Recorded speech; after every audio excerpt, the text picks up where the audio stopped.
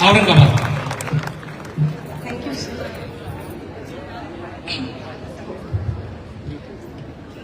कवितेकडे वळते त्याआधी सरांनी 2 ओळी ऐकवल्या, त्याला जोडून काहीतरी तुम्हाला ऐकवते की थोडी सादगी हवी, थोडी सादगी हवी, तर थोडी अदाही असायला पाहिजे. बायको हवी हक्काची, पण गर्लफ्रेंड सारखी दिसायला पाहिजे. नाजूक चेहरा, मिल्की स्किन, 0 फिगर असायला हवी. नाजूक चेहरा, मिल्की स्किन, 0 फिगर असायला हवी आणि मित्रांच्या बायकांमध्ये आपलीच उठून दिसायला हवी. हे सगळेच कवी स्वप्नाळू, हे सगळेच पुरुष स्वप्नाळू कवीसारखे का हो वागतात? हे सगळेच पुरुष स्वप्नाळू कवीसारखे का हो वागतात? आणि नोकियाच्या फोनमध्ये तुम्ही आयफोनचे फीचर मागतात. ज्या करतात नजरेनं घायाळ त्या कधीच कुणाच्या नसतात. ज्या करतात नजरेनं घायाळ त्या कधीच कुणाच्या नसतात. वरून फुलपाखरू दिसणाऱ्या आतून बदमाशा असतात.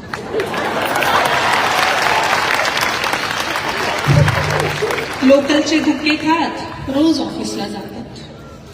लोकलचे धक्के खात रोज ऑफिसला जातात आणि दुसऱ्याच्या मर्सिडीज पाहून आतल्यात खुश होतात. खरंच सांगा, त्यांच्या मेंटेनन्सचा खर्च तुम्हाला परवडणार आहे का? खरंच सांगा, त्यांच्या मेंटेनन्सचा खर्च तुम्हाला परवडणार आहे का? आणि घरची गाऊन घालून बसलेली नानो तुम्हाला सोडणार आहे का? म्हणून जरा कोणी पाहून हसली की लगेच घसरायचं नाही. म्हणून जरा कोणी पाहून हसली की लगेच घसरायचं नाही आणि आपली नानोही कुणाला तरी मर्सिडीज भासते हे विसरायचं नाही.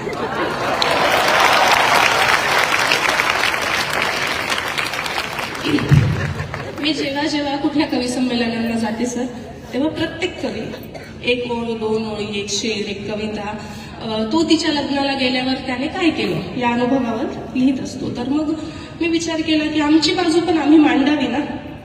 मग आता मी त्याच्या लग्नाला गेल्यावर काय केलं याच्यावर मी कविता लिहिली. कविता ऐका की काय सटवाईच्या मनी आलं की तिनं असा हिशोब काढला.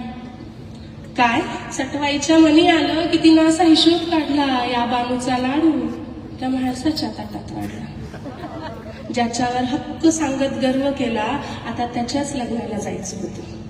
ज्याच्यावर हक्क सांगत गर्व केला आता त्याच्याच लग्नाला जायचं होतं. आपण चापून चोपून नीट केलेलं बाळ दुसऱ्याच्या खोंडीला पाहायचं होतं.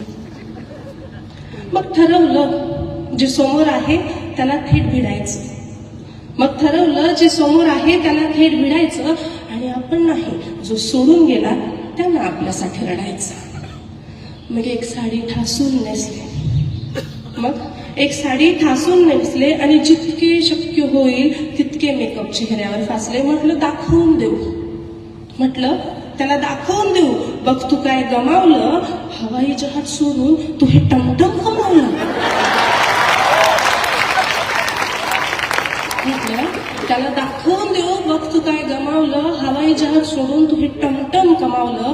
पण त्याला तिच्यासोबत पाहून मी कावरी बावरी झाले. त्याला तिच्यासोबत पाहून मी कावरी बावरी झाले. स्वप्न रंगवली होती, हळदीच्या अंगाची नवरी झाले. भानावर आले डोळे पुसले, मेकअप सारा पसरून गेला. भानावर आले डोळे पुसले, मेकअप सारा पसरून गेला. फाजील सारा आत्मविश्वास 2 डोळ्यातून घसरून गेला.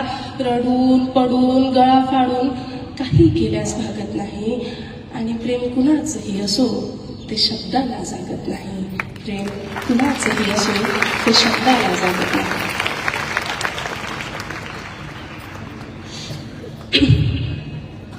मग मी त्याच्याजवळ गेली आणि पुढचा सीन असा आहे की नजरेस नजर झाली, डोळे अजिबात हटत नव्हते. नजरेस नजर झाली, डोळे अजिबात हटत नव्हते आणि माझी ओळख करून देताना त्याला शब्दही फुटत नव्हते.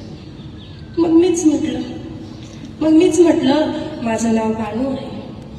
मग मीच म्हटलं माझं नाव बानू आहे, मी मानलेली बहीण आणि तूच याची जानू आहे. तो जरा हसला आणि तिचा हात हातात घेतला. एक काटाच रे माझ्या काळजात रुतला. वेळ मारून नेण्यासाठी मला विचारतो ही कशी आहे. वेळ मारून नेण्यासाठी तो मला विचारतो ही कशी आहे. म्हटलं तुझ्यासारख्या गोल कपासाठी हीच योग्य बशी आहे. करणार? आजही तुझा पडलेला चेहरा पाहवत नाही आणि ज्याला आपलं म्हटलं त्याला धीर दिल्याशिवाय राहवत नाही. जाताना जेवून जा असं तो सांगून गेला. मीही दाबून गुलाबजामुन खाण्याचा निर्धार केला. पण खरंच सांगू, एक घासही घशाखाली उतरला नाही आणि त्याच्यासोबतचा तिचा फोटो अजूनही डोळ्यातून ओसरला नाही. एकांतात बसून मी त्या सटवाईला विचारत राहते. एकांतात बसून मी त्या सटवाईला विचारत राहते, शीड हरवलेली नाव समुद्रात कुठं ग वाहते? शीड हरवलेली नाव समुद्रात कुठं ग वाहते? धन्यवाद.